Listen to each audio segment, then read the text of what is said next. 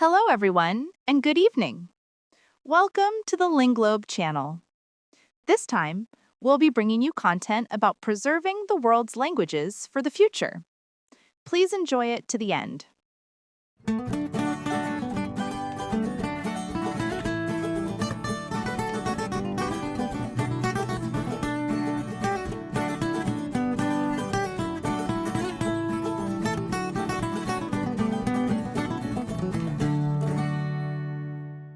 Linglobe Voicer. Imagine your entire society is just, uprooted, Right. forced onto this brutal, freezing march across the country, and you lose like a quarter of your population. For most civilizations in history, that is just the end of the story. Total collapse. Yeah, absolutely. But what if just 1 year after that march ended, your people were already passing new constitutional laws? Which is insane to think about. It really is. I mean, they were building schools and establishing a new capital city almost instantly. It forces us to ask what kind of internal cultural architecture allows a community to absorb that level of devastation and just, pivot to rebuilding. Linglobe Voice, we are exploring exactly that mystery. We're looking at the enduring history, the deeply rooted social traditions, and the incredibly complex language of the Cherokee people. It's a fascinating collection of materials. It really is. So to understand this resilience for you listening at home, we have 14 distinct focal points to walk through. The very first slide we are looking at is titled The Living Thread, Culture and Language of the Cherokee. Right, and it promises a visual exploration of a living culture and the Tsalagi language. The key takeaway here is just that this isn't some museum exhibit. Exactly. It's an active, ongoing continuum. And to understand that continuum, you first have to look at where it physically started and how the environment shaped their survival. Which brings us right into the next slide, which is titled Ancestral Homelands to Modern Nations. We see this map tracking a massive geographic shift. Yeah, it points out a mother town called Kitawa in North Carolina. And then it draws these large arrows westward toward modern hubs in Oklahoma, while also noting the remaining communities still in western North Carolina. The environment there, the deep Appalachian Mountains and vast hardwood forests, wasn't just a scenic backdrop. That environment was the physical and economic engine of their society. Wow, so the landscape dictated everything. Precisely. The intricate river systems were basically superhighways for complex trade routes and diplomacy with other nations. It shaped their entire worldview. I look at Kitawa, that mother town, almost like a family's ancient ancestral home, You might be forced to move thousands of miles away and generations might pass, but that original house remains your absolute spiritual compass. No matter where the modern population centers are located now, Kitawa anchors them. It profoundly anchors them. And it serves as the spiritual origin point for all three distinct political entities that exist today. Let's clarify who those entities are, actually, looking at the next slide, titled The Three Sovereign Tribes. This is a vital distinction because the Cherokee are not just one single monolithic community frozen in time, right? Right, they are three distinct, federally recognized sovereign nations. First, you have the Cherokee Nation, headquartered in Tahlequah, Oklahoma. And they manage a massive reservation, right? Yes, a 14-county reservation. Then, also in Oklahoma, you have the United Kituwa Band. They share the same geography, but operate under entirely distinct political structures, citizenship laws, and governance. Okay, got it. And the third group ties directly back to that North Carolina map we just saw. Exactly. The Eastern Band of Cherokee Indians, centered on the Qualla boundary. These are the descendants of the people who managed to remain in the East, resisting the forced removals of the 1830s. So it's three modern independent governments drawing from the exact same historical well. Oh, well, that includes profound tragedy, but also, unprecedented political organization. We see that duality really clearly on the next slide, titled A History of Resilience and the TrailOfTears. It tracks a timeline from 1540 with the first European contact all the way forward. Yeah, but 1827 is the year to really zero in on. Right, because that's when the Cherokee Nation established a formal, written national constitution. I mean, they were operating a highly structured modern nation state. Which makes the events of 1830 to 1838 so systematically devastating. Following the Indian Removal Act, U.S. troops forced roughly 16,000 Cherokee people on a brutal march west to Indian Territory. The Trail of Tears? Yes. Around 4,000 lives were lost to disease, starvation, and exposure. Just an apocalyptic event for their society. But this is where the materials challenge the standard historical narrative. The very next milestone on this timeline is 1839. Right. The slide marks this as a rebuilding phase. In Tahlequah, Oklahoma, they reunited political factions under a new constitution and immediately started rebuilding farms and schools. I mean, I'm genuinely struggling to comprehend that. It's hard to grasp. How does a society absorb the loss of a quarter of its people and instantly pivot to drafting constitutional law? Well, it requires a social fabric so tightly woven that even when it's frayed by unimaginable tragedy, it just doesn't snap. They relied heavily on their deeply ingrained kinship networks. They didn't have to invent a new way to govern or care for orphans, Because the system was already built into their societal DNA, and that structural DNA is laid out on our next slide, titled The 7 Clans and Matrilineal Roots. We see a graphic of a 7-pointed star with a mother and child in the center. The core concept here is that traditional Cherokee identity is completely matrilineal. You inherit your clan exclusively from your mother. And this matrilineal clan system is the mechanical answer to how they survive the Trail of Tears. In this system, anyone in your clan is considered a direct relative. Wait, so if I'm in a specific clan, everyone else is essentially immediate family? Exactly. If you're born into the Deer clan or the Wolf clan, every other member is essentially your brother, sister, or mother. It functions as an automatic, unshakable safety net. Wow. So if a child's biological parents perished on the march, they weren't suddenly adrift. They had an entire clan obligated by ancient law to take them and raise them. Right. Furthermore, it dictated strict social boundaries. You historically could not marry within your own clan. This forced the 7 clans to constantly interlock through marriage, creating this massive web of mutual obligation. Like, if one clan suffered a poor harvest, the others were structurally bound to assist them. It really is an architecture of collective survival. Speaking of harvests, that interconnectedness extends directly to the earth itself. Let's look at the slide titled Connection to Land and Harvest. Yes, this slide showcases the 3 sisters, which is the traditional companion planting of corn, beans, and squash.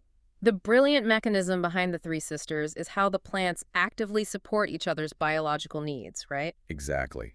The corn grows tall, providing a natural physical trellis for the beans to climb.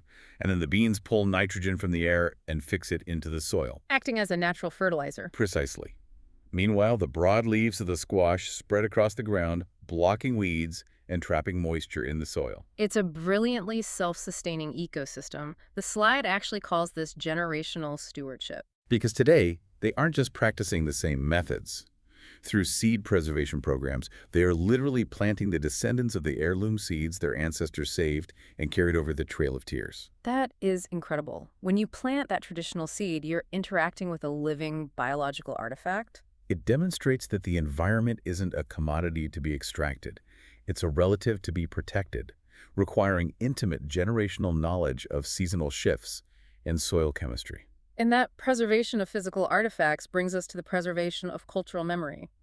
We turn to the slide titled Symbols of Identity, the Flag and Seal. We are specifically examining the widely recognized Cherokee Nation flag here. Though the materials do note all 3 tribes have their own distinct symbols. But this one is a bright orange field surrounded by green stars with a central seal. Every visual element on this flag serves a specific, encoded purpose. The central seal features a 7-pointed star, directly anchoring the modern government to those 7 traditional clans we just discussed. And surrounding that star is a wreath of oak leaves. The slide notes those oak leaves symbolize the sacred fire, a central spiritual element for the Cherokee people. Right, and there's a date printed at the bottom, September 6, 1839. That's the post-removal Act of Union. Exactly. The moment in Indian Territory when they legally reunited their political factions after the forced removal. It cements their modern sovereignty in the wake of tragedy. But the most striking element for me isn't in the seal at all. It's in the upper right corner of the flag, a solitary black star. The text explains this is a permanent, solemn memorial to the thousands of lives lost on the Trail of Tears. It ensures that every single time the flag is raised, the nation formally acknowledges the ultimate price their ancestors paid for their continued existence. It weaves the memory of that sacrifice into the daily administration of their modern government. Now, how does a culture with that much depth express itself audibly? Let's move to the slide titled The Tsalagi Language, GWY. It details that the language belongs to the southern branch of the Iroquoian family. With distinct regional differences between Oklahoma and North Carolina speakers, yeah. But the vital mechanical detail here is that Tsalagi is a tonal voice, which means the pitch of the speaker's voice fundamentally changes the literal meaning of the word. Much like Mandarin. Right. Exactly. You can utter the exact same sequence of syllables, but if your intonation rises instead of falls, you have completely altered the definition of what you're saying. So you literally cannot separate the melody from the meaning. No, you can't. To really grasp how different this is from English, we need to look at the next slide titled Language Mechanics, English versus Cherokee. On one side, English is described as an analytic language. On the other, Cherokee is a polysynthetic language. Right. And here is how I visualize the difference. If speaking English is like lining up separate wooden blocks, a subject block, then a verb block, then an object block, well, speaking Cherokee is like holding a complex, interconnected puzzle sphere. I like that. A single, highly structured verb contains all the prefixes and suffixes needed to express a massive amount of information all at once. That puzzle sphere analogy perfectly captures the polysynthetic mechanism. The verb is the absolute core engine of the language. Because in English, you might need an entire sentence to say, she is handing a long, rigid object to him. But in Cherokee, a single modular verb can contain who is acting, who is receiving the action, the physical shape of the object being handled, and the tense of the action. It's incredibly dense, hyper-efficient communication. But how do you even write down a puzzle sphere? Using the standard English alphabet seems completely inadequate for that level of density. Oh, the English alphabet absolutely lacks the bandwidth to capture the specific rhythms, sounds, and tonal shifts of Tsalagi. Which brings us to how that problem was solved on our next slide titled Anatomy of the Syllabary. Instead of an alphabet where letters represent isolated sounds like B or C, the Cherokee syllabary uses 85 distinct characters. And each character represents a complete spoken syllable, like sa or mo. The creation of this system by Sequoyah in the 1820s completely revolutionized Cherokee society.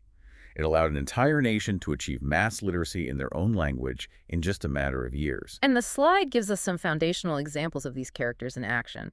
We see usio, meaning hello, wado, meaning thank you, and Tsalagi, the word for Cherokee.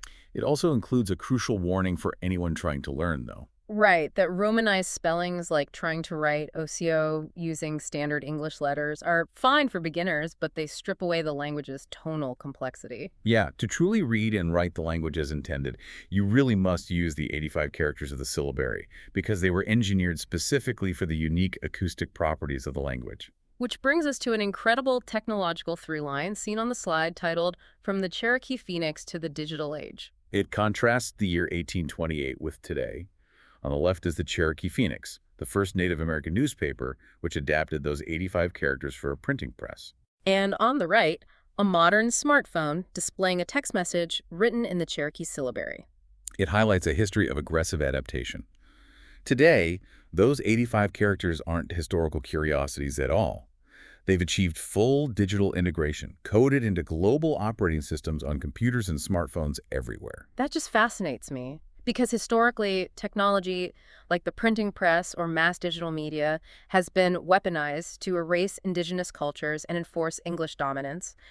How have they managed to consistently force technology to serve cultural preservation instead of assimilation? By never viewing the tool itself as the enemy.